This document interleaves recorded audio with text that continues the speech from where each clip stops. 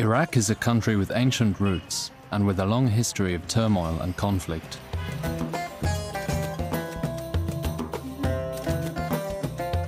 Presently, it is trying to close the chapter of the 2003 US-led invasion and in search of an identity that will allow it to once again stand as a nation.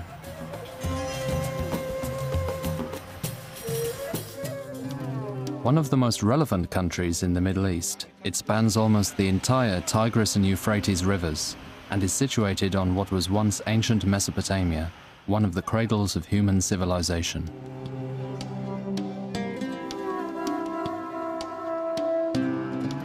Formerly part of the Ottoman Empire, Iraq was occupied by Britain during the course of World War I. It regained its independence in 1932 when it became a kingdom.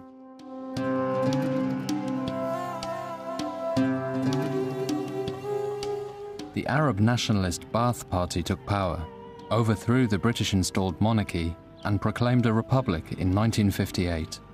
A series of dictators governed the country, the last of which was Saddam Hussein, who ruled his people with an iron fist and dragged Iraq into several catastrophic wars.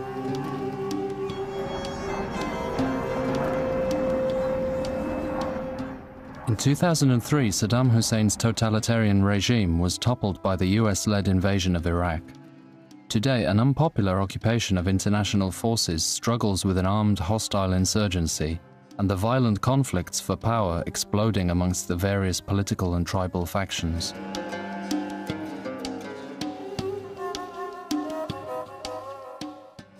The gradual transfer of power back into Iraqi hands and subsequent multi-party elections have achieved some stability.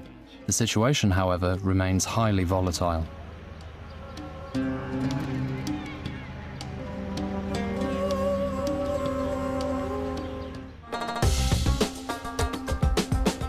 Vast oil deposits have made the country rich and turned it into an important player in regional and world politics. Oil revenues constitute 90% of government income. The country encompasses about 10% of the world's oil reserves.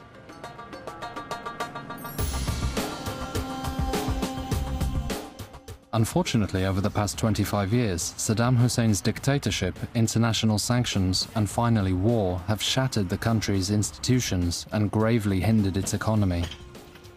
Today, the gradually improving security and increasing foreign investments have allowed the country to rebuild.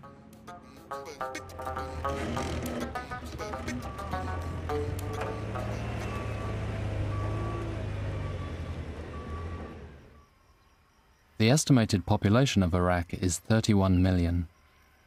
Some 25% of Iraqis live below the poverty line.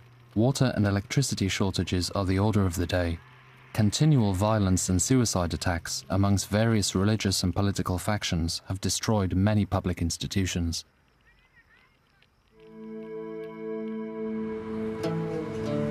Iraq is predominantly a Muslim country, with Islam practiced by 97% of the population.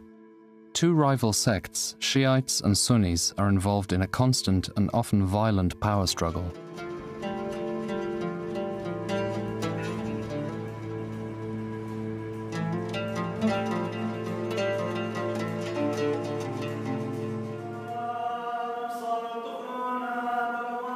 Christians have been present in Iraq for almost 2,000 years. In 2003, they numbered approximately 800,000, and although suffering discrimination, the community enjoyed relative freedom and security under the Ba'ath Party rule. Today, their numbers have dwindled to a mere 200,000. The rest have fled their homeland as they stand unprotected before the threats, kidnappings, forced marriages and killings by terrorists, religious extremists and organized crime. Clergy have been murdered and churches bombed.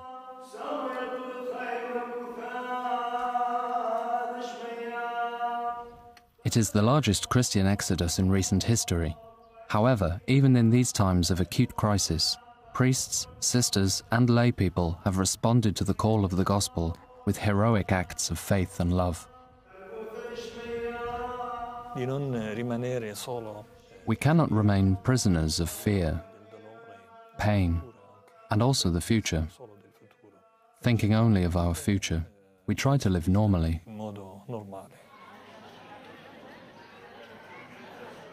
In the city of Mosul, despite the immense challenges, the church continues to stand with the faithful who remain, offering ministry, catechism and activities for the youth.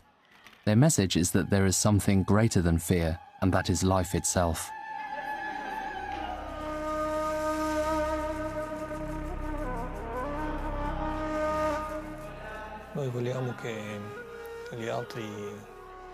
We want people from abroad to know of our situation.